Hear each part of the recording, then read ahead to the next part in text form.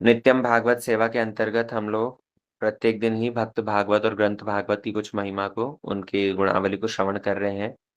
और हम लोग श्रीपाद रघुनाथ दास गोस्वामी की जीवन चरित्र को हम लोग श्रवण कर रहे थे। श्री षड गोस्वामियों में से अन्यतम श्री रघुनाथ दास गोस्वामी। हमारे श्रीमद् चैतन्य महाप्रभु की धारा में 3 रघुनाथ हुए हैं। 6 गोस्वामियों में से श्री रघुनाथ दास गोस्वामी और रघुनाथ भट्ट गोस्वामी, इनके विषय में तो हमने सुना ही है। षड गोस्वामियों में इन दोनों का नाम आता है। एक और श्रीमद् महाप्रभु के पार्षद थे जो थे वैद्य रघुनाथ। तो ये 3 रघुनाथों में से ये जो रघुनाथ दास गोस्वामी जिनका चरित्र हम श्रवण कर रहे हैं, ये स्वरूपे रघु कहते हैं। ये स्वरूप दामोदर के रघुनाथ हैं, क्योंकि श्रीमद् चैतन्य महाप्रभु ने स्वरूप दामोदर को समर्पित इन्हें कर दिया था। हम लोग श्रवण कर रहे थे कि इस प्रकार रघुनाथ दास गोस्वामी वो श्रीमद् चैतन्य महाप्रभु से मिलने के लिए घर को परित्याग करके और जगन्नाथपुरी चले आए थे। इससे पूर्व जब महाप्रभु से उनकी जब भी भेंट हुई थी, तो महाप्रभु ने उनको घर में रह करके ही और यथा योग्य आचरण करने को बतलाया। लेकिन अब जब रघुनाथ दास गोस्वामी की उत्कंठा और वैराग्य बढ़ गया है, तो वो और घर में रह नहीं पा रहे हैं। पिता माता ने घर में रखने की कोशिश करी। माँ ने तो ये तक कह दिया कि रस्सी से बांध कर रख लो। लेकिन इनके पिताजी गोवर्धन मजूमदार कहते हैं कि इंद्र सम ऐश्वर्य, स्त्री अप्सरा सम, यदि ये लोग दोनों चीजें भी किसी व्यक्ति को बांध नहीं पा रही है, तो फिर तुम रस्सी के बंधन से कैसे बांधोगी उसको। और यदि कोई चैतन्य महाप्रभु का बातुल हो जाए, अर्थात चैतन्य महाप्रभु के प्रेम में उन्मत्त हो जाए, पागल हो जाए, तो उसको कौन रख सकता है। चैतन्य कृपा होइया छे इहारे, चैतन्य बातुल के राखीते पारे। इसलिए उन्होंने मुक्त छोड़ दिया। तब पर भी पहरेदार पुत्र है, बेटे की आसक्ति है, इसलिए पहरेदार साथ में रखते थे। नित्यानंद प्रभु की कृपा इन्होंने प्राप्त करी। पानीहाटी में जा करके नित्यानंद प्रभु की समस्त परिकरों को दही चिड़ा भक्षण करवाया। तदुपरांत नित्यानंद प्रभु ने ही अपने चरण कमल इनके मस्तक पर रह करके इनको आशीर्वाद दिया, तुम्हारा संसार नष्ट हो जाए। पुनः जब आए हैं घर में लौट करके, तो और घर में नहीं गए, बाहर ही दुर्गा मंडप जो था वहीं पर ही रहते हैं। और एक समय किस प्रकार इनके गुरुदेव यदुनंदन आचार्य, उनका कोई ब्राह्मण पुजारी नहीं था, तो ये उसको समझाने के लिए गए हैं और बीच रास्ते में से ही वहां गायब हो गए। और 12 दिन पैदल चले। बंगाल से लेकर जगन्नाथपुरी का विचार करके देखो कितना डिस्टेंस है। लेकिन रघुनाथ दास गोस्वामी महाप्रभु की कृपा प्राप्त करने के लिए, महाप्रभु का संग प्राप्त करने के लिए पैदल पैदल चले। और राजा घर के लड़के कितने लाखों में जिनके पिता की स्वर्ण मुद्राएं आए हो, ऐसे बच्चा कितना लालन पालन, कितना ठाट बाट में पला होगा। लेकिन ऐसा ठाट बाट में पला हुआ बच्चा भी सब कुछ परित्याग करके महाप्रभु से मिलने की उत्कंठा के कारण पैदल पैदल जंगल के रास्ते से जा रहा है। 12 दिन लगातार बिना कहीं रुके विश्राम किए चलता जा रहा है। विचार करके देखिए कितनी उत्कट वैराग्य की पराकाष्ठा दिखलाई रघुनाथ दास गोस्वामी। और बीच में कुछ खा लिया हो ऐसा भी नहीं, कि 3 बार केवल मात्र भोजन किया। रघुनाथ दास गोस्वामी जब अंत में महाप्रभु के पास में पहुंचे हैं जगन्नाथपुरी में, तो स्वरूप दामोदर के साथ में बैठे हुए थे श्रीमद महाप्रभु। रघुनाथ दास गोस्वामी ने प्रणाम किया। स्वरूप दामोदर ने जब इंगित किया है, तो महाप्रभु ने उनको आलिंगन कर लिया। और आलिंगन करके उनको उपदेश देते हुए, उनको क्यों उपदेश देंगे, वो तो जगतवासियों को दरअसल उपदेश दे रहे हैं। महाप्रभु ने कहा कि तुम्हारे ऊपर कृष्ण की कृपा हुई है, कृष्ण कृपा बलिष्ठ सेवा होइते, तोमार काड़िला विषय विष्टा गौरता हिते। कि कृष्ण कृपा जो है वो सेवा करने के कारण ही तुम्हारे ऊपर वर्षण हुई। क्या सेवा करी? कि तुमने नित्यानंद प्रभु उनके परिकरों की सेवा करी थी ना, उस सेवा के फल स्वरूप ही कृष्ण की तुम्हारे ऊपर कृपा हुई है। और कृष्ण कृपा होने का अर्थ क्या है? कि तुम्हारा ये संसार गर्त से तुम्हें निकाल दिया भगवान ने। उन्होंने तुम्हारे संसार गर्त से, तुमको गर्त मतलब गड्ढा, तो इस संसार रूपी गड्ढे से तुमको निकाल करके मेरे पास में ले आए, ये अवश्य ही कृष्ण की कृपा है। रघुनाथ दास गोस्वामी कहते हैं कि कृष्ण को तो कौन जानता है, कृष्ण कृपा को तो मैंने नहीं जाना, लेकिन हाँ आपकी कृपा हुई है, ये मैं अनुभव कर पा रहा हूँ। महाप्रभु ने उस समय पर रघुनाथ दास गोस्वामी के माध्यम से जगत वासियों को शिक्षा देने के लिए कहा कि तुम्हारे पिता और तुम्हारे ताऊ वो दोनों के दोनों कैसे हैं? वो विष्ठा के कीड़े के समान हैं। हमने बतलाया था पहले कि श्रीमन महाप्रभु के जो नाना जी हैं नीलांबर चक्रवर्ती, उनका ये रघुनाथ दास गोस्वामी के पिताजी से और ताऊ जी से संबंध है। इसलिए वो मजाक में रघुनाथ दास गोस्वामी को कहते हैं कि तुम्हारे पिता और तुम्हारे ताऊ ये दोनों के दोनों संसार में रहते हैं, और ये संसार कैसा है? ये विष्ठा के समान है। संसार के विषय भोगों में लिप्त व्यक्ति वो एक विष्ठा के कीड़े के समान है। अब हमारे श्रील भक्ति सिद्धांत सरस्वती ठाकुर प्रभुपाद ने इसके ऊपर टीका करते हुए बहुत मूल्यवान, बहुत सुंदर उपदेश दिया है। देखो, समझो इस बात को। जिस व्यक्ति का विषयों में अनुराग है, विषय अर्थात इंद्रियों को तर्पण करने के लिए जितने सारे विषय हैं, आंखों से सुंदर दृश्य देखना, कानों से बढ़िया संगीत सुनना, जिह्वा से तरह तरह का रसास्वादन करना, त्वचा से तरह तरह के स्पर्श प्राप्त करना, नासिका से सुंदर घ्राण ग्रहण करना। तो ये इंद्रियों को तृप्त करने के लिए संसार के जितने सारे विषय हैं, उन विषयों में जिनका अनुराग है, वो व्यक्ति कभी भी कृष्ण कृपा को अनुभव नहीं कर सकता। ये अवश्य ही सत्य है कि अगर किसी के ऊपर कृष्ण कृपा हुई है, तो उसको संसार से विरक्ति होगी, संसार के विषयों से उसका अनुराग कम होगा। इसलिए संसार गर्त से उद्धार प्राप्त करने के लिए वो व्यक्ति प्रचेष्टा करेगा। आप भागवतम पढ़िए, भागवतम के अंतर्गत भी वर्णन आया है, भवाप वर्गो भ्रमतो जदा भवे जनस्य तहिर अच्युत सत्समागम। यदि किसी को सत्संग प्राप्त हो रहा है, यदि किसी को साधुओं का संग प्राप्त हो रहा है, और साधु संग के माध्यम से उसके हृदय में भगवत भक्ति जागृत हो रही है, वैराग्य उसके संसार से जागृत हो रहा है, तो ये प्रकृत साधु संग है, ये एक्चुअल साधु संग है। और साधु संग यदि ऐसे किसी सच्चे साधु का संग किसी को प्राप्त हो रहा है, तो अवश्य ही इस चीज को मानना पड़ेगा कि संसार से उद्धार होने का समय आ गया। सत्संगम और जहिर परावरेशे तो ही जायते रथी। भागवतम कहता है कि अगर हमें सच्चे साधु का संग मिला है, संसारिक व्यक्तियों का संग तो हम कितने समय से कर रहे हैं, जन्म के साथ ही माता पिता परिवार के लोग सबका संग हमें प्राप्त हुआ, थोड़े बड़े हुए बाहर निकले तो दोस्तों का संग प्राप्त हुआ, और कुछ बड़े हुए शिक्षा अर्जन करने लगे शिक्षकों का, बड़े हुए तो और नौकरी करी तो प्रोफेशनल आसपास के कलीग्स का। संसारिक व्यक्तियों का संग प्राप्त करते करते तो और हम संसार गर्त में ही डूबे जा रहे हैं। लेकिन साधु का संग यदि प्राप्त होता है, कृष्ण कृपा यदि किसी के ऊपर होती है, देखो ये चीजें पैरेलल है सारी। किसी के ऊपर भगवान की कृपा होगी तो उसे साधु संग मिलेगा, साधु संग यदि मिलेगा तो उसे संसार से विरक्ति होगी, और इस भव सागर को पार करके भगवत भजन में प्रचेष्टा होगी। ये सब कॉन्टिन्यूस एक सिक्वेंशियल प्रोसेस है ना। हम भगवान से प्रार्थना करते हैं, भगवान कृपा करो कृपा करो कृपा करो, तो भगवान की असल कृपा यही है कि हमें शुद्ध साधु का दर्शन हो गया, शुद्ध साधु की कृपा मिल गई, उनके मुख से हरिकथा सुनने को मिल गई। और जब साधु संग हो रहा है, तो साधु संग के माध्यम से ही परावरेशे तो ही जायते रथी, संसार से विरक्ति होकर के परावरेश अर्थात पर ईश, कौन? भगवान, और भगवान के जो चिन्मय धाम है, उनके भक्त हैं, उनके अंदर हमारी रति जागृत होगी। इसलिए प्रभुपाद कहते हैं यहाँ टीका के अंदर कि यह बात शत प्रतिशत सत्य है कि विशुद्ध कृष्णदास जीव के लिए विषय विष्ठा के गड्ढे के समान है।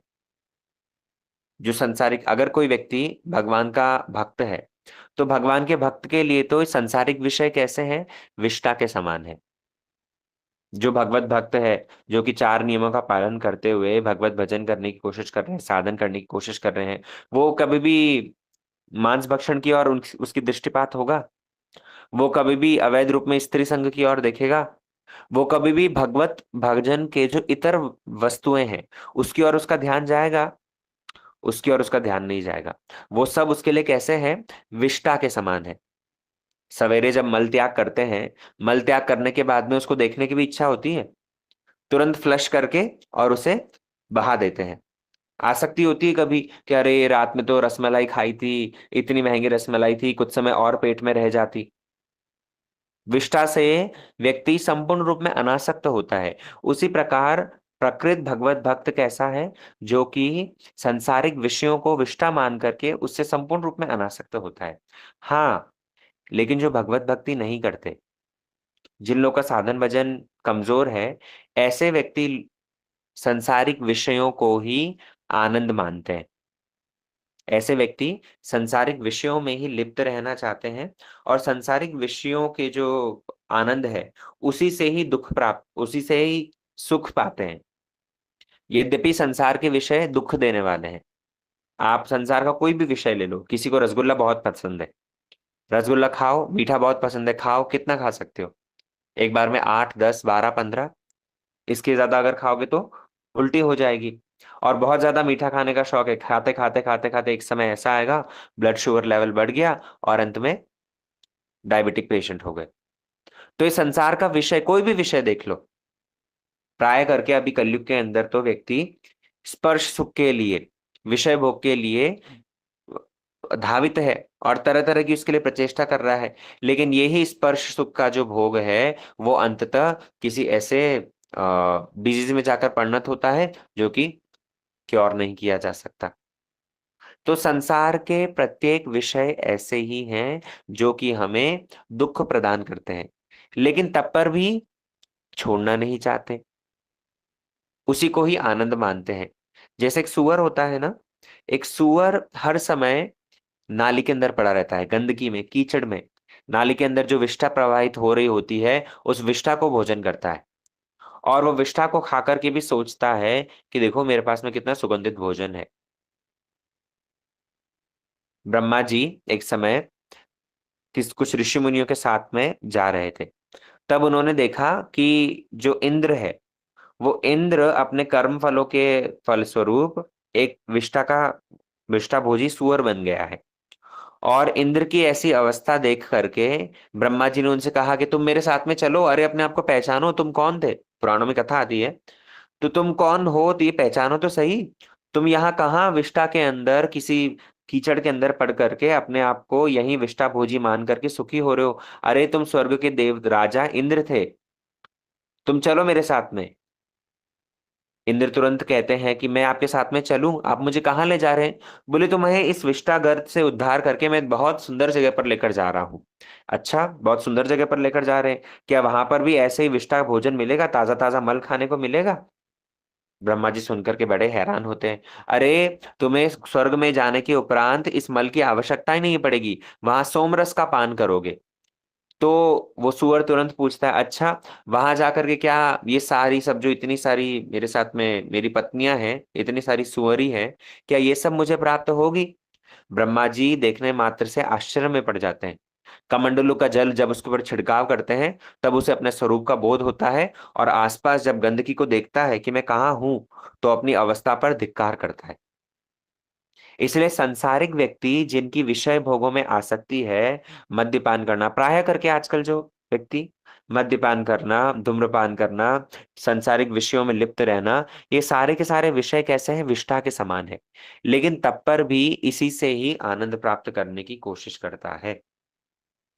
जड़ इंद्रियों के भोग विषय, प्रभुपाद तो कहते हैं टट्टी पेशाब के गंदे नाले की तरह है। और उसमें रहने वाला व्यक्ति कैसा है? वो उस गंदे नाले में फंसे हुए कीड़े के समान है, घृणित कीड़े के समान है। इसलिए व्यक्ति को क्या करना चाहिए? पारमार्थिक दृष्टि से जड़ीय भोक्ता विषयी व्यक्ति उस गंदे घृणित कीड़े की तरह है, बड़े आराम से अत्यंत घृणित विषय रूपी विष्ठा को आस्वादन करने में लगे हुए हैं। प्रभुपाद कहते हैं बुद्धिमान व्यक्ति इसलिए इस संसार गर्त से उद्धार पाने की कोशिश करेगा। महाप्रभु ने रघुनाथ दास गोस्वामी के माध्यम से ये शिक्षा दी कि देखो तुम्हारे पिता और तुम्हारे ताऊ जी भले ही बाहरी रूप से वैष्णव जैसा आचरण करते थे, घर में धर्म सभा का आयोजन करते थे, ब्राह्मणों को बुलाते थे, ब्राह्मणों की सेवा करते थे, लेकिन वो वैष्णव प्राय हैं, वो वैष्णव सच्चे वैष्णव नहीं है। इसलिए हमें कैसा होना चाहिए? हमें विषयी प्राय भले ही हम हो जाएं एक बार को, बाहर से भले ही विषय की तरह दिखें, लेकिन आंतरिक रूप से हमें वैष्णव बनना होगा। ये वैष्णव तत्व को पहचानना होगा। महाप्रभु ने रघुनाथ दास गोस्वामी की दीनहीन हालत देख करके स्वरूप दामोदर को कहा कि आप इसका दायित्व लो और आप इसका संपूर्ण रूप में दायित्व लो, परमार्थिक, शारीरिक, जागतिक सब दायित्व लेकर के इसको आप अपने अनुगत्य में रखो। रघुनाथ दास गोस्वामी क्योंकि रईस घर के हैं ना, कायस्थ परिवार से हैं, इसीलिए महाप्रभु ने सोचा कि पता नहीं कैसे इसके भोजन की व्यवस्था होगी, कैसे क्या खाएगा। महाप्रभु ने जो अपने खुद के सेवक थे गोविंद, गोविंद को ही कह दिया, बोले देखो तुम इसका ख्याल रखना, और तुम जो प्रसाद तुम स्वयं इसे प्रदान करना, मेरा उच्चिष्ट प्रसाद इसे प्रदान करना। गोविंद प्रत्येक दिन ऐसा ही करते। महाप्रभु जो प्रसाद पाने के बाद में छोड़ देते, वो ही गोविंद प्रभु ये रघुनाथ को प्रदान करते। और रघुनाथ दास गोस्वामी ने 5 दिन तक वो प्रसाद लिया। अब सोचो, स्वयं चैतन्य महाप्रभु भगवान, भगवान का प्रसाद मिल रहा हो, भगवान उच्चिष्ट जो दे रहे हो, तो उसको पाने में कितना आनंद आएगा। तो रघुनाथ दास गोस्वामी ने 5 दिन तक तो प्रसाद लिया, और 5 दिन के बाद में छोड़ दिया। 5 दिन के बाद में जगन्नाथ मंदिर के बाहर जो सिंह द्वार है, मुख्य द्वार है, वही मुख्य द्वार पर भिक्षा मांगने लग गए। महाप्रभु ने पूछा कि रघुनाथ कहाँ है, मैं आजकल प्रसाद नहीं पाता। बोले आजकल वो सिंह द्वार पर भिक्षा मांगने लगा है। महाप्रभु सुनने मात्र से ही अत्यंत प्रसन्न हुए, और महाप्रभु कहते हैं, भालो कैला वैरागीर धर्म आचरीला। रघुनाथ दास गोस्वामी ने बहुत बढ़िया किया कि उसने वैरागी का धर्म आचरण किया। वैरागी का क्या धर्म है? महाप्रभु कहते हैं, वैरागी करीबे सदा नाम संकीर्तन, मांगिया खाइबे करीबे जीवन रक्षण। एक वैरागी का क्या आचरण है कि वो हर समय भगवान के नाम कीर्तन, भगवान के नाम गान में ही मत रहेगा, और भिक्षा मांग करके जीवन यापन करेगा। अब विचार करके देखो, रघुनाथ दास गोस्वामी को ये उपदेश महाप्रभु ने पहले दिन ही क्यों नहीं दे दिया कि तुम तो घर छोड़कर आ गए हो, त्यागी हो गए हो, तो अब मांग करके खाना। महाप्रभु शिक्षा दे रहे हैं, अधिकार के अनुसार उपदेश दे रहे हैं। और रघुनाथ दास गोस्वामी को यदि पहले दिन ही वो उपदेश दे देते, तो हो सकता है वो पालन, यद्यपि नित्य सिद्ध पार्षद है, लेकिन तब पर भी एक साधक की भूमिका निभा रहे हैं ना। इसलिए रघुनाथ दास गोस्वामी को महाप्रभु ने प्रथम दिन नहीं कहा, लेकिन जब भजन में उन्नति होती है, तब अपने आप ही क्या ठीक है क्या गलत है उसे पहचानने की बुद्धि आ जाती है। इस बात को समझना, भगवान ने गीता में कहा है, ददामी बुद्धि योगम तम येन मान उपयांति थे। जो व्यक्ति मेरा अनन्य भाव से भजन करता है, अरे मैं खुद उसको बुद्धि प्रदान करता हूं। क्या ठीक है, क्या उचित है, क्या अनुचित है, उसकी बुद्धि, उसका विवेक मैं प्रदान करता हूं। तो रघुनाथ दास गोस्वामी ने 5 दिन तो भोजन किया, प्रसाद लिया। 5 दिन के बाद में उनकी खुद की बुद्धि, उन अंदर से ही उनको प्रेरणा हुई कि मैं महाप्रभु का उच्चिष्ट प्रसाद पाता हूं, लेकिन महाप्रभु को इसके कारण भूखा तो नहीं रहना पड़ रहा। क्योंकि ऐसा तो नहीं है कि गोविंद प्रभु को महाप्रभु ने कह दिया हो कि देखो अब तो रघुनाथ आ गया है, इसलिए थोड़ा सा ज्यादा प्रसाद बनाना, ज्यादा प्रसाद बनाओगे तो ताकि मेरे, मैं जितना करूंगा उसके बाद में बचा हुआ रघुनाथ को देना पड़ेगा। ऐसा तो कुछ नहीं था। महाप्रभु तो जो अपना नित्य नियम जितना जो प्रसाद लेते थे वो लेते ही थे। और क्योंकि अब रघुनाथ है, इसलिए फिर महाप्रभु को उनके लिए भी छोड़ना है। तो हो सकता है महाप्रभु का आहार मेरे कारण कम हो रहा हो, महाप्रभु जितना आवश्यक है उसके अनुरूप आहार ग्रहण नहीं कर रहे हो, क्योंकि उन्हें मेरे लिए प्रसाद रखना है। तो यही बुद्धि रघुनाथ दास गोस्वामी ने अपने आप ही लगा करके क्या किया, 5 दिन बाद में प्रसाद लेना छोड़ दिया। जो एक सिंसियर भक्त होगा ना, अब देखो, ये जो हृदय में भाव है, ये भी हर किसी के नहीं आएगा। हर कोई व्यक्ति विचार नहीं करेगा। हर कोई यही सोचेगा, साधारण साधक तो यही सोचेगा ना, अरे वाह, भगवान का प्रसाद मिल रहा है, इससे बढ़िया और क्या है। आराम से भगवान का उच्छिष्ट प्रसाद पाओ और अपना भजन करो। कुछ लोग, कभी कभी हम कार्तिक परिक्रमा में, ब्रजमंडल परिक्रमा में देखते हैं, हमारे विशेष कर रहे हैं श्रील भक्ति वेदांत तीर्थ गोस्वामी महाराज जी, वो भोजन करने बैठते थे, और भोजन करने बैठते थे, 2-3 ग्रास उन्होंने ग्रहण किया है, इतने सामने लोग आ जाते थे, महाराज जी प्रसाद दें। बंगाली लोग, कुछ लोग हिंदी भाषी भी, महाराज जी प्रसाद दीजिए, प्रसाद दीजिए। अब महाराज जी ने अपनी उदर पूर्ति करी कि नहीं करी, उन्होंने भोजन किया कि नहीं किया, सामने आ गए हैं, थाले में से उठाकर लो, लो, लो, देते देते देते देते अपने खुद के थाले में ही कुछ नहीं रखा। कभी कभी तो महाराज जी सच में ऐसा करते थे, 3-4 कोर खाई, सामने 4-5 भक्त लोग, 6-7 भक्त लोग आ गए हैं, महाराज जी पत्ता ही दे देते थे, लो तुम लोग बांट कर खा लो। अब वे स्वयं भूखे रह करके अन्य को अपना उच्चिष्ट प्रदान कर रहे हैं, इसके कारण हमें तो उच्चिष्ट मिल गया, लेकिन उनको जो हमारे कारण कष्ट हुआ, इस चीज के विषय में कितने लोगों की बुद्धि जाती है। इसलिए जो व्यक्ति सिंसियर होगा ना, वो ही उसके मन में ये भाव आएगा कि नहीं, उनको अपना प्रसाद भोजन कर लेने दीजिए। बाद में उच्छिष्ट अगर एक कण कण भी हमें प्राप्त होता है तो वो भी हमारे लिए यथेष्ट है। और उच्छिष्ट लेने के लिए भी देखो शास्त्र में विधि बतलाई। नारद जी वे जिस समय पर साधुओं की सेवा करते थे, नारद जी अपने पूर्व जन्म की कथा बतलाते हैं भागवत में। तो नारद जी जिस समय पर साधुओं की सेवा करते थे, तो उन्होंने साधुओं से आज्ञा लेकर के उनकी उच्छिष्ट लिया। एक तरीका तो ये बतलाया। दूसरी ओर हम श्रीमद् महाप्रभु के परिकरों में देखते हैं झाड़ू ठाकुर।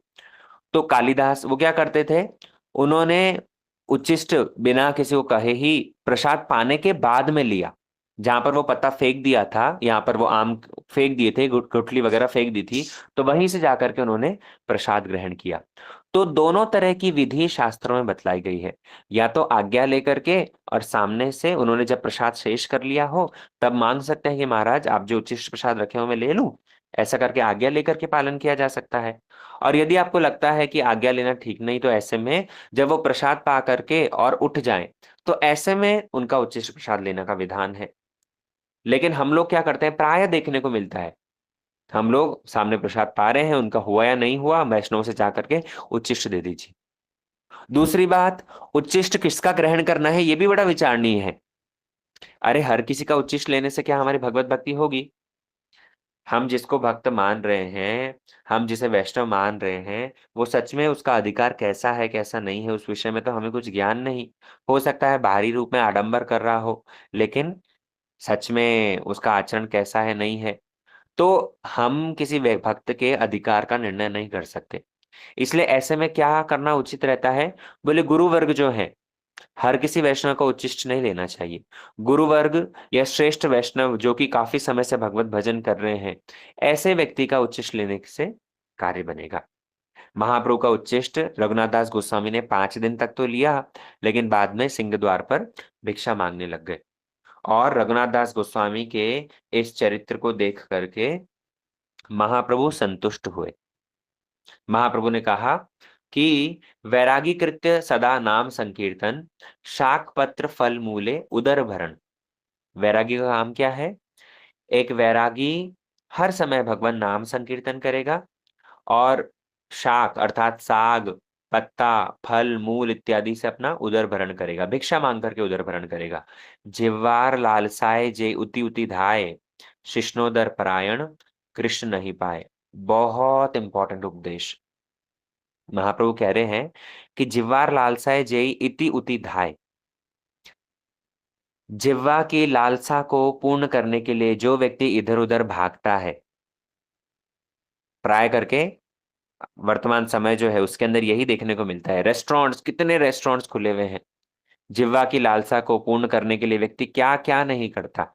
अरे वहां अमुक जगह पर ही पराठा बढ़िया मिलता है, उस जगह पर जाकर के चाइनीज वहां का बेस्ट है, इस जगह पर पहुंचो वहां का इटालियन बेस्ट है। तरह तरह की जिह्वा की लालसा के लिए कहाँ कहाँ भागता है, जहां जो चीज बेस्ट मिलती है वहां से वो चीज लाओ। लेकिन जो व्यक्ति जिह्वा की लालसा से अपनी उदर पूर्ति के लिए इधर उधर भागता है, शिष्णोदर परायण कृष्ण नहीं पाए। वो भैया कृष्ण को तो कभी प्राप्त नहीं कर पाएगा।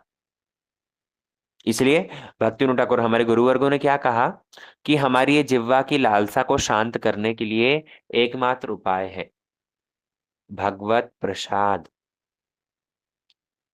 भगवान को निवेदन करके उस प्रसाद को ग्रहण करो। श्री रूप गोस्वामी पाद ने जब उपदेशामृत आरंभ किया है, वाचो वेगम से आरंभ करके जब वो शिक्षा दे रहे हैं, तो उन्होंने कहा कि ये जिह्वा का वेग, इस जिह्वा के लालसा को शांत करने का एकमात्र उपाय है भगवत प्रसाद। और ये जिह्वा की लालसा को अगर शांत कर लिया ना, तो अन्य वेग अपने आप ही धीरे धीरे प्रशमित हो जाएंगे। कितने लोग इस बात को समझ पा रहे हैं, जरा ध्यान दीजिएगा। भगवत प्रसाद को ग्रहण करने से अन्य अन्य इंद्रियां अपने आप ही प्रशमित होने लगती है। अन्य अन्य इंद्रियों के जो वेग है वो अपने आप ही सप्रेस होने लगते हैं, जिह्वा को यदि हमने कंट्रोल किया। और जिह्वा को कंट्रोल करने का क्या उपाय है? महाप्रसाद, है ना। इसलिए महाप्रसाद ग्रहण करने से पहले हम जो मंत्र बोलते हैं ना, महाप्रसादे गोविंदे नाम ब्राह्मणी वैष्णवे, सब लोग इसको याद करो। सब लोगों को ये याद होना चाहिए। जितने भक्त लोग कथा सुन रहे हैं सब लोग को याद होना चाहिए। और भगवान को भोग लगाने के बाद में जो प्रसाद पाते हो, प्रसाद पाने से पहले ये बोलो, तार मध्ये जिह्वाति लोभमय सुदुर्मति, ताके जेता कठिन संसारे। अरे इन सब के अंदर मेरी जिह्वा कितनी लोभमय है, कितनी लोभी है, और ये जिह्वा तरह तरह का रसास्वादन करना चाहती है। हे भगवान, आपने दया करके अपना प्रसाद दे दिया, इसलिए क्या करो, से ही अन्नामृत पाओ। वो ही अमृत, महाप्रसाद क्या है, अमृत है। वो ही अमृत पाओ, राधा कृष्ण गुण गाओ, भगवान के गुणगान करो, चैतन्य महाप्रभु को बुलाओ, श्रीमन चैतन्य महाप्रभु का नाम कीर्तन करो। इसलिए महाप्रभु कह रहे हैं कि शिष्णोदर परायण कृष्ण नहीं पाए। जो व्यक्ति जिह्वा की लालसा से इधर उधर भटक रहा है, वो व्यक्ति कभी भी कृष्ण को तो प्राप्त नहीं कर सकता। आज देखो व्यक्तियों की खाने की लालसा कितनी ज्यादा, जो लोग विशेष करके मांस भक्षण करते हैं, अंडा, मांस, मछली, और पता नहीं कितने कितने पशु, गैया, बकरा, खरगोश, मुर्गी, और विदेशों में तो यहाँ तक कि जो अनफर्टिलाइज्ड फोइटस होता है, जो गर्भपात हो जाते हैं ना जो बच्चे, इस तरह का मनुष्य नरभक्षी व्यक्ति भी आप लोग को मिल जाएंगे। तो विचार करके देखिए किस और आसुरिक प्रवृत्ति की हम लोग बढ़ रहे हैं। हम लोग इस जिह्वा की लालसा को शांत करने के लिए ये खाया, इससे भी बात नहीं बनी और कुछ, ये लिया, इससे बात नहीं बनी और कुछ। तो व्यक्ति को अपनी जिह्वा की लालसा को शांत अवश्य करना पड़ेगा। महाप्रसाद से ही महाप्रभु ने, चैतन्य महाप्रभु बड़े दयालु हैं, इसलिए उन्होंने क्या किया, ये महाप्रसाद का विधान रखा। महाप्रभु ने रघुनाथ दास गोस्वामी के माध्यम से शिक्षा दी कि वैरागी को हमेशा नाम संकीर्तन करना चाहिए और जिह्वा की लालसा से इधर उधर भागना नहीं चाहिए। जब रघुनाथ दास गोस्वामी आ, सिंह द्वार पर भिक्षा मांगते थे, क्योंकि पहले आज भी वैसे ऐसा होता है कि जगन्नाथ जी के जो पुजारी हैं, वो लोग सिंह द्वार पर बैठे हुए, कोई वैष्णव यदि कोई हो तो रात्रि के समय पर, जैसे रात्रि ठाकुर जी का जो शयन होता है, बड़ा श्रृंगार होता है, उसके बाद में शयन होता है फुल श्रृंगार, उसके बाद में पुजारी लोग जब निकलते हैं ना, तो बाहर कोई दरिद्र वैष्णव कोई दिखावा हो तो उसको प्रसाद दे देते हैं। तो रघुनाथ दास गोस्वामी क्या करते थे, वही प्रसाद लेकर के जीवन यापन करते थे। अभी कुछ समय तक तो रघुनाथ दास गोस्वामी ने इसी प्रकार प्रसाद ग्रहण किया, सिंह द्वार पर प्रसाद लिया। लेकिन इसके उपरांत और एक बात समझो यहाँ पर, कि रघुनाथ दास गोस्वामी ने जो सिंह द्वार पर भिक्षा लेना आरंभ किया है, और महाप्रभु ने उससे पूर्व जो जो सब उपदेश दिए हैं, ये एक भगवत भजन परायण व्यक्ति के लिए बड़े महत्वपूर्ण है। इसके मर्म को अपनी योग्यता के अनुसार समझना होगा। हम यदि कहें कि हम भी रघुनाथ दास गोस्वामी के समान वैराग्य का आचरण करेंगे, और आज से कुछ भी अच्छी वस्तु, अभी हमें कुछ समय पहले ही हमसे कोई पूछ रहा था, एकादशी का दिन था ना, जब एकादशी के दिन हमने कथा करी थी, तो उसने बतलाया था कि कैसे जिसका जैसे शरीर का सामर्थ्य हो उसके अनुरूप करना चाहिए। तो व्यक्ति कह रहा था कि प्रभु जी, अगर मितभुक होते हैं हम लोग, अर्थात आहार यदि नियंत्रण करते हैं, कम रखते हैं, तो ऐसे में शरीर और ज्यादा दुर्बल हो जाता है, और दुर्बल होने के कारण फिर और किसी काम में मन भी नहीं लगता। भक्ति सिद्धांत सरस्वती ठाकुर प्रभुपाद कहते हैं कि ना ही तो हमें भोगी होना है और ना ही हमें त्यागी होना है। अर्थात त्यागी अर्थात संपूर्ण विषयों को परित्याग करके बस कुछ भी नहीं चाहिए, कुछ भी नहीं चाहिए, ऐसा नहीं। हमको भगवत प्रसाद को ग्रहण करना है, भगवान को निवेदन करके और वो प्रसाद को ग्रहण करना है। इसीलिए रघुनाथ दास गोस्वामी के माध्यम से महाप्रभु ये शिक्षा दे रहे हैं कि प्रसाद तो ग्रहण करो ही करो, उसके साथ साथ नाम संकीर्तन में सदा मत रहो। जो व्यक्ति 24 घंटे भगवत भजन परायण है, भगवान नाम की ही, हरिभक्ति विलास के अंदर इसलिए सनातन गोस्वामी ने पूरी एक गृहस्थियों के लिए, धनी वैष्णवों के लिए एक परिपाटी बतलाई है, एक अनुष्ठानावली बतलाई है, जहां पर ये सारी बातें बतलाई है। लेकिन जो लोग त्यागी हैं, जो लोग एकांतिक भाव से हरिनाम करते हैं, उन वैष्णवों के लिए ऐसा उपदेश नहीं। इसलिए जो व्यक्ति सवेरे, दोपहर, मध्य रात्रि, शाम में हर समय आठों प्रहर भगवान नाम संकीर्तन में मत्त हैं, वे लोग तो अनायास ही भवसागर को पार कर लेंगे। वो लोग कभी भी कृष्ण प्राप्ति के लिए उनके कोई बाधा होगी नहीं। रघुनाथ दास गोस्वामी इसीलिए सिंह द्वार पर भिक्षा करते हैं, और सिंह द्वार पर भिक्षा करते करते एक समय उन्होंने महाप्रभु के पास में पहुंचे और महाप्रभु के पास पहुंच करके उन्होंने रघुनाथ दास गोस्वामी ने स्वरूप दामोदर के माध्यम से महाप्रभु को पूछा। खुद डायरेक्टली नहीं पूछा, क्योंकि महाप्रभु ने उनको सौंप दिया था स्वरूप दामोदर के हवाले। तो उनके माध्यम से ही पूछा कि मैं महाप्रभु से कुछ उपदेश सुनना चाहता हूँ।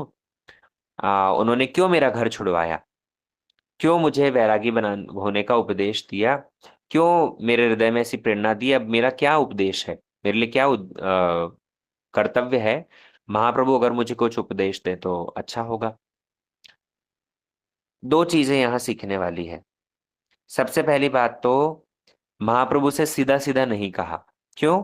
एक संकोच बुद्धि है, एक गौरव बुद्धि है महाप्रभु के प्रति, एक मर्यादा होती है ना। आजकल तो कलयुग के अंदर ये मर्यादा नाम का शब्द संपूर्ण रूप में ही लुप्त हो गया है। पहले के समय पर व्यक्ति बड़े मर्यादा में रह करके अपना जीवन गठन करते थे और आचरण करते थे। पहले के समय पर तो इतनी मर्यादा होती थी। हमने हमारे घरों में भी देखा कि कभी भी घर की बहू जो है ससुर जी से बात नहीं करती थी, या अपने पति के जो बड़े भाई है जेठ वगैरह से भी बात नहीं करती थी। पति का नाम भी स्वच्छंद रूप में लिया नहीं जाता था। बड़े पुत्र को भी बड़ा सोच समझ करके आदेश दिया जाता था। पिता माता से बच्चे भी पिताजी से विशेष करके बड़ा संकोच बुद्धि से, गौरव बुद्धि से, मर्यादा पूर्वक बातें किया करते थे। लेकिन जैसे जैसे ये कली का प्रभाव बढ़ता जा रहा है, ये मर्यादा नाम का शब्द संपूर्ण रूप में लुप्त हो गया है। छोटे बड़ों के बीच में कैसी मर्यादा होनी चाहिए, गुरु वैष्णवों के साथ में कैसा हमारा आचरण आहार व्यवहार होना चाहिए, कैसी मर्यादा पूर्वक हमें अपना आचरण रखना चाहिए, ये लुप्त होता जा रहा है। रघुनाथ दास गोस्वामी ने कितनी, महाप्रभु से वरना क्यों नहीं पूछ सकते। महाप्रभु जब ये आए हैं, महाप्रभु ने तो इनको आलिंगन किया। भगवान स्वयं जिसे आलिंगन कर रहे हैं वो उनका कितना निकटतम होगा बोलो। लेकिन तब पर भी मर्यादा रखते हुए, क्योंकि महाप्रभु ने मुझे रघुनाथ दास, मुझे स्वरूप दामोदर के हाथों सौंप दिया, इसीलिए सीधा सीधा महाप्रभु से नहीं कहा, स्वरूप दामोदर से कहा। और स्वरूप दामोदर के माध्यम से महाप्रभु को पूछवाया। महाप्रभु ने कहा कि जब मैंने तुम्हें स्वरूप दामोदर के हाथों सौंप ही दिया है, अरे ये तो मुझसे ज्यादा जानते हैं। महाप्रभु भी दीनता की मूर्ति है, इसलिए बोलने लगे कि ये तो मुझसे ज्यादा जानते हैं, तुम इनसे सुनो। रघुनाथ दास गोस्वामी कहने लगे, नहीं महाप्रभु, तब पर भी आप कुछ उपदेश यदि दें। अब देखो, साधक का कभी कभी ऐसा होता है, गुरु महाराज ने कह दिया ठीक है, तुम इनसे जो कुछ भी हो इनसे परामर्श कर लेना, इनसे सीख लेना। हाँ, वैष्णव लोग कह देते हैं, या गुरुदेव तो हर समय किसी हर एक शिष्य का दायित्व तो ले नहीं सकते, व्यस्त रहते हैं अन्य अन्य कार्यों में। तो किसी वैष्णव के, किसी शिक्षा गुरु के, किसी वैष्णव के अनुगत्य में रहने की बात कह देते हैं। लेकिन शिष्य, जो कनिष्ठ शिष्य है, जो अभी नया नया आया है, उसके मन में क्या है कि नहीं, मुझे तो गुरुदेव ही हर समय उपदेश दें, या गुरुदेव की वाणी ही मैं पालन करूंगा। तो महाप्रभु ने उसको मना, मतलब इनिशियली कहा कि मैंने तुम्हें जब रघुनाथ स्वरूप दामोदर के हाथों छोड़ दिया, तो तुम उनसे उपदेश लो, वो तो मुझसे भी ज्यादा जानते हैं। लेकिन पुनः रघुनाथ दास गोस्वामी ने कहा कि नहीं महाप्रभु, आप ही कुछ कहिए। तब ऐसे में महाप्रभु ने उपदेश देना आरंभ किया। क्या कहा? ग्राम्य कथा ना सुनिबे, ग्राम्य वार्ता ना कहिबे, भालो ना खाइबे, आर भालो ना पड़िबे, अमानी मानद हैया कृष्ण नाम सदा लबे, ब्रजे राधा कृष्ण सेवा मान से करीबे। देखो, ये जो उपदेश दिया है इसकी एक्सप्लेनेशन तो हम विस्तार से कल सुनेंगे। एक उपदेश महाप्रभु ने पहले इनको दिया था शांतिपुर में, जब सन्यास के बाद में वृंदावन जा रहे थे। तब उस समय रघुनाथ दास गोस्वामी ने प्रणाम किया तो महाप्रभु ने तब उपदेश दिया था। क्या? कि ग्राम, उस समय पर तो कहा था कि यथा योग्य विषय भुंज अनासक्त होइया, अंतरे करो निष्ठा बाह्य लोक व्यवहार। महाप्रभु ने तब तो कहा था, क्योंकि तब घर में रहते थे, तो घर में रहने के कारण इनको घर में रहने जैसा उपदेश दिया। क्या? कि लोक व्यवहार करो, लोगों के साथ में जैसा डील करना है वैसा डील करो, अंदर में निष्ठा रखो, बाहर से लोक व्यवहार करो। लेकिन अब जब त्यागी हो गए हैं, अब जब घर बार सब छोड़ करके विरक्त हो गए हैं, तो त्यागी के अनुसार इनको उपदेश दिया, ग्राम में वार्ता ना सुनीबे, ग्राम में कथा ना कहिबे, इधर उधर की बातें बिल्कुल मत करना। इधर उधर की बातें बिल्कुल मत सुनना।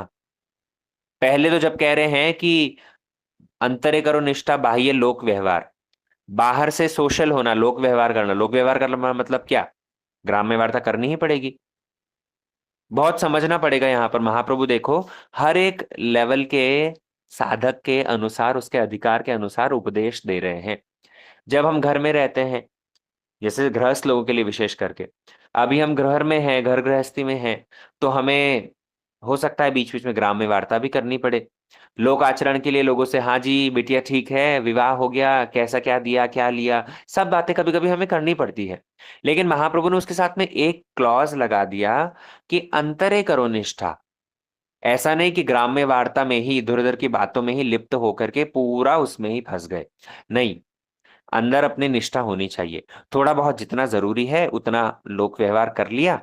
शादी ब्याह में जाना पड़ता है, इधर जो कुछ भी कार्य करना पड़ता है, तो ये लोक व्यवहार जरूरी है। क्यों? क्योंकि अभी हम सोसाइटी में रहते हैं, सोशल होना पड़ेगा। लेकिन सोशल होने का मतलब ये नहीं कि संपूर्ण रूप में सोसाइटी के लिए ही बिक गए, हम ही करता धरता बन के बैठ गए और भगवत भजन कोसों दूर हो गया। इसलिए बुद्धिमान व्यक्ति लोकाचरण करेगा, अंदर में निष्ठा रखेगा। लेकिन जब धीरे धीरे अधिकार उन्नत होता है, जब हमारा भजन में अग्रसर हम होते हैं, तब ऐसे समय पर महाप्रभु का ये उपदेश पालनीय है। क्या? बोले ग्राम्य वार्ता ना सुनीवे, ग्राम्य वार्ता ना कहीवे। इधर उधर की बातें, अर्थात स्त्री पुरुष से संबंधित अश्लील बातें या और कुछ जो भी पारिवारिक संसारिक लोक वार्ता है, वो सब ना ही तो बोलना और ना ही किसी की सुनना। बोले सुनना भी मत। हाँ, सुनना भी मत। क्यों मत सुनना? क्योंकि सुनोगे सुनोगे तो सुनते सुनते सुनते सुनते वो बातें अंदर तो जाएगी ही, और अंदर जाएगी तो बाद में उसी का ही चिंतन होगा। इसलिए ना ही तो बोलना और ना ही सुनना। दूसरा उपदेश, बोले भालो ना खाइबे और भालो ना पड़िबे। अच्छा अच्छा ना ही तो खाना और ना ही अच्छा अच्छा पहनना। हमारे गुरुदेव कहते हैं कि अच्छा खाने से तो केवल मात्र अपना नुकसान है। क्योंकि अगर बहुत हम बढ़िया बढ़िया भोजन कर रहे हैं, बढ़िया गरिष्ठ भोजन यदि कर रहे हैं, तो गरिष्ठ भोजन करने से क्या होता है? इंद्रियां उत्तेजित होती है। और इंद्रियां, हम तो बद्ध जीव हैं, इंद्रियों को संयम तो कर नहीं सकते। तो इंद्रियां उत्तेजित यदि होगी तो उसके फल स्वरूप, अभी हमारी प्रसाद बुद्धि तो है नहीं ना, अभी तो हम द्रव्य को, मानो ठाकुर जी को भोग लग भी गया, लेकिन तब पर भी हमारी क्या प्रसाद बुद्धि होती है? करेला और रसगुल्ला क्या हमारे लिए समान है? अगर दोनों ठाकुर जी को भोग लगा हो, हमें चॉइस दी जाए, दोनों में से क्या लोगे? हाथ कहाँ जाएगा? विचार करो। इसीलिए हमारे लिए तो दोनों समान है नहीं, हमारे लिए तो दोनों अलग अलग है। अभी हमारी प्रसाद बुद्धि तो है नहीं। इसलिए बुद्धिमान व्यक्ति क्या करेगा? बहुत बढ़िया बढ़िया नहीं खा करके यथा योगी, जितना शरीर के लिए आवश्यक है उसके अनुरूप आहार ग्रहण करेगा। क्योंकि बढ़िया खाने से इंद्रियां उत्तेजित होती है और फिर इंद्रियां अपने अपने विषयों की ओर धावित होती है। इसलिए भालो ना खाइबे और भालो ना पड़ीबे। अच्छे अच्छे वस्त्र भी नहीं पहनना। क्यों? क्योंकि अच्छे वस्त्र पहनने से तो अपना तो नुकसान है ही, दूसरे का भी नुकसान है। खुद तो बढ़िया बढ़िया वस्त्र पहनोगे तो पूरे दिन भर शीशे में ही नजर रहेगी, कैसा मैं लग रहा हूं, आज क्या मैंने पहना क्या नहीं पहना। और जब रास्ते पर चलोगे तब पर भी मन में यही भाव होगे, कोई मेरे को देख रहा कि नहीं देख रहा। और दूसरे लोग भी जब आपको देखेंगे आपकी ओर आकृष्ट होकर के, उनका भी समय नष्ट होगा। तो इसीलिए खाने से, भाल बढ़िया बढ़िया खाने से तो अपना ही नुकसान, लेकिन बढ़िया बढ़िया पहनने से जो देख रहा है उसका भी नुकसान, जो पहन रहा है उसका भी नुकसान। तो महाप्रभु ने इस प्रकार उपदेश देते हैं रघुनाथ दास गोस्वामी को। ये विस्तार है, इसका बहुत विस्तार है। ये हम कल विस्तार से सुनेंगे। कल तो खैर श्रील भक्ति विनोद ठाकुर जी की और श्री गदाधर पंडित जी की तिथि है, तो कल हम उनके विषय में सुनेंगे, होगा तो। फिर आगामी दिनों में हम पुनः रघुनाथ दास गोस्वामी का चरित्र, ये रघुनाथ दास गोस्वामी का चरित्र विस्तार से करने के पीछे उद्देश्य है, देखो, हम साधक लोग, हमारे लिए रघुनाथ दास गोस्वामी का चरित्र बहुत जरूरी है। क्योंकि हमने पहले से ही हर बार ही कहा है कि इनका चरित्र एक साधक के लिए, कनिष्ठ साधक से लेकर के क्रमशः उन्नति प्राप्त करते करते करते भावावस्था तक के साधक के लिए बहुत ज्यादा शिक्षणीय है। तो ये सब हम विस्तार से आगे क्लासेस में सुनेंगे।